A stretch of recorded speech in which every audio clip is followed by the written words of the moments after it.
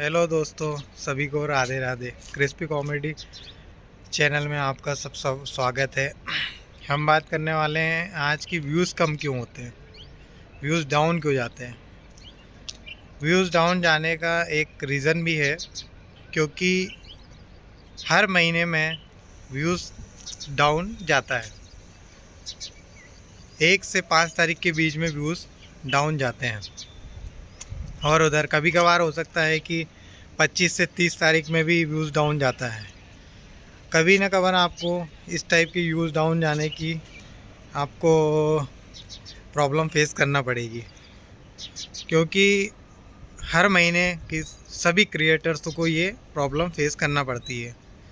या तो वो स्टार्टिंग के महीने में इस प्रॉब्लम को फेस करेंगे, या तो फिर लास्ट मंथ के एंड में जो 25 से 30 वाला जो सेशन रहता है उसमें शायद व्यूज़ डाउन की जो समस्या आती है उसको उन्हें फेस करना पड़ेगा। इसलिए सभी क्रिएटर्स की समस्या को ध्यान में रख के काम करते हैं, क्योंकि ये समस्या जो आती है वो यूट्यूब एल्गोरिथम के कारण आती है। यूट्यूब एल्गोरिथम क्या है? यूट्यूब एल्गोरिथम एक सिस्टम है जो अपने सिस्टम के अनुसार काम करता है। उसमें क्रिएटर्स को क्या होता है कि जैसे कई क्रिएटर्स रहते हैं, उनके जो अपना कंटेंट रहता है उस कंटेंट के व्यूज़ किस प्रकार बढ़ते हैं, या तो ऑडिशन के द्वारा, ऑडियंस के द्वारा बनते हैं, या तो फिर CTRs के द्वारा बनते हैं। CTR क्या है? CTR के द्वारा बढ़ते हैं। तो यूट्यूब एल्गोरिथम में क्या होता है कि CTR में अगर आप से बढ़ रहे हैं, तो कभी कभार क्या होता है कि जब एल्गोरिथम के कुछ सिस्टम में चेंजेस होता है, अगर उसने छोटा सिस्टम में कुछ चेंजेस करा है तो आपके ज़्यादा व्यूज़ जो आते हैं उस पर ज़्यादा इफेक्ट नहीं पड़ेगा। पर अगर मान लो उसने एल्गोरिथम में ज़्यादा कुछ चेंजेस हुआ है, उसके सिस्टम में कुछ ज़्यादा चेंजेस हुआ है, तो ये मान के चले कि आपके व्यूज़ कम होते चले जाएंगे।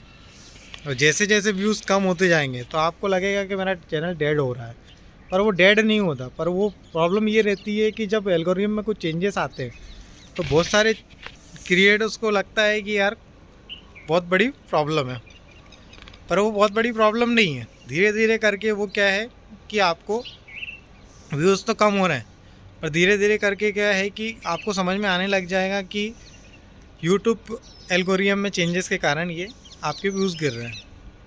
उसके लिए आपको क्या करना पड़ेगा कि आपके टॉप कंटेंट जो रहते हैं 28 दिन के अंदर, जो टॉप कंटेंट आपके 28 दिन के अंदर रहते हैं, YT स्टूडियो में आपको दिख जाएगा। टॉप कंटेंट एनालिसिस में 28 दिन के जो कंटेंट आपने बनाए हैं, जिन पे व्यूज़ ज़्यादा आए हैं, उस कंटेंट के आधार पे, जिन कंटेंट में व्यूज़ ज़्यादा हैं उस कंटेंट के आधार पर ही वही उस टाइप के वीडियो आपको उस टाइमलाइन के अंदर आपको डालना है। टाइमलाइन से मतलब जो 1 से 5 के बीच, या 1 से 25 से 30 के बीच में आपने बनाए हैं।